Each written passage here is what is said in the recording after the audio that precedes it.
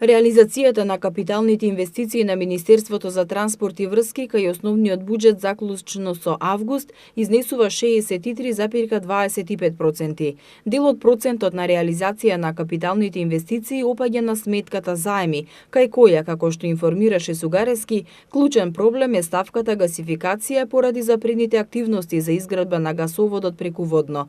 За таа ставка се алоцирани 1 милијарда и 984 милиони денари, а се реализирани 8,6%.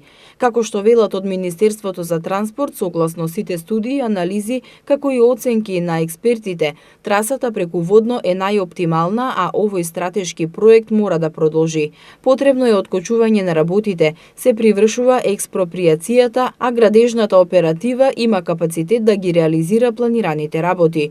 Во изминатиот период имавме дебати, најавени се и нови од страна на Министерството за животна средина, на кој многу јасно ги соопштуваме сите аргументи зошто гасификацијата, односно гасоводот на водно, треба да продолжи. Што значат финансиските средства, најважно од се што значи заштитата на животната средина и за сите други аргументи кои ги имаме, зошто не треба да настане промената на трасата што е зацртана на водно, рече Сугарески на пресконференција. Градоначалникот Шилегов, кога повика на дебата, рече дека градежните работи на водно се стопирани се до завршување на процесот на диалог.